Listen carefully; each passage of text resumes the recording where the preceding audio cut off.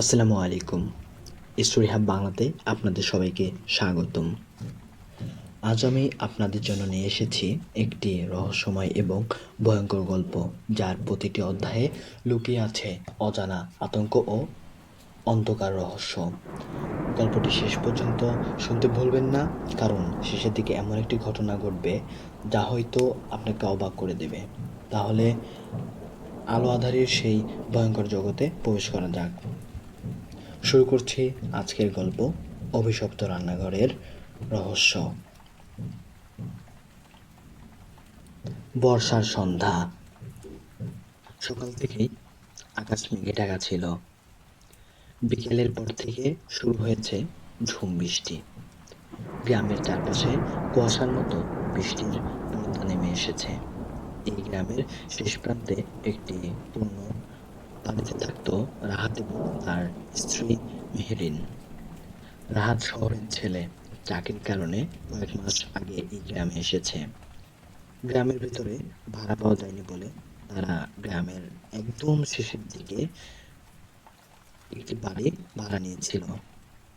বাড়িটা পেলেও চারপাশে ছিল এক অদ্ভুত নির্জনতা। পেছনের দিকে একটি বহু বছরের পুরনো রান্নাঘর ছিল। রান্নাঘরটা দেখে মনে হতো যেন অনেক বছর ধরে কেউ সেখানে পা রাখেনি। দেয়ালের পলেস্তারা খসে পড়েছে, টালির ছাদ ভাঙা, চারপাশে আগাছা আর লতাপাতা। মেহরিন মাঝে মাঝেই রান্নাঘরটার দিকে তাকিয়ে অস্বস্তি অনুভব করত। কেন জানি না, জায়গাটা তার ভালো লাগতো না। সেদিন সন্ধ্যায় রাহাত বারান্দায় বসে বৃষ্টি দেখছিল। হঠাৎ সে বলল, মেহরিন, বৃষ্টি একটু কমেছে মনে হয়, বাজার থেকে ঘুরে আসে। মেহরিন সঙ্গে সঙ্গে আপত্তি করল, এখন আবার কোথায় যাবে? রাস্তা সব কাদায় ভরা। রাহাত হেসে বলল, চিন্তা করো না, একটু গিয়ে চা খেয়ে চলে আসবো। কিছুক্ষণ পর ছাতা নিয়ে সে বেরিয়ে গেল। রাহাত চলে যাওয়ার পর বাড়িটা আরও নির্জন লাগতে শুরু করলো। বাইরে বৃষ্টির টুপটাপ শব্দ, দূরে কোথাও মাঝে মাঝে ব্যাঙের ডাক, আর চারপাশে অদ্ভুত নীরবতা। মেহরিন জানালার পাশে দাঁড়িয়ে বৃষ্টি দেখছিল। ঠিক তখনই সে কিছু একটা দেখতে পেল। প্রথমে মনে হলো গাছের ছায়া, কিন্তু না, অন্ধকারের মধ্যে একজন মানুষ দাঁড়িয়ে আছে। একজন নারী, লম্বা কালো চুল, মুখের অর্ধেক অংশ যেন আগুনে পুড়ে গেছে, চোখ দুটো অস্বাভাবিক সাদা। নারীটি একদৃষ্টিতে তাকিয়ে আছে মেহরিনের দিকে। মুহূর্তের মধ্যে মেহরিনের শরীর ঠান্ডা হয়ে গেল। তার মুখ থেকে একটা চিৎকার বেরিয়ে এলো। সে পিছিয়ে গেল। কয়েক সেকেন্ড পরে সাহস করে আবার জানালার দিকে তাকালো, কিন্তু সেখানে কেউ নেই, শুধু অন্ধকার আর বৃষ্টি। মেহরিন নিজের মনকে বোঝানোর চেষ্টা করলো, হয়তো ভুল থেকেছে, হয়তো আলো আঁধারির খেলা। কিন্তু তার বুকের ভেতর অজানা একটা ভয় জমে রইল। এদিকে রাহাত গ্রামের বাজারের দিকে হাঁটছিল। বৃষ্টির কারণে রাস্তায় তেমন কেউ ছিল না। রাস্তার দুপাশে বড় বড় গাছ, বাতাসে পাতার শব্দ, কখনো কখনো দূরে বজ্রপাতের আলো। প্রায় 15 মিনিট হাঁটার পর সে পৌঁছালো গ্রামের পুরনো চায়ের দোকানে। এটাই গ্রামের মানুষের আড্ডার জায়গা। দোকানের ভেতরে কয়েকজন বৃদ্ধ বসে আছে, গল্প করছিলেন। রাহাতকে দেখে একজন বললেন, এসো বাবা, এসো। রাহাত বসে এক কাপ চা নিল। গল্প করতে করতে এক সময় একজন বৃদ্ধ জিজ্ঞেস করলেন, তোমরা কি গ্রামের শেষের ওই পুরনো বাড়িটায় থাকো?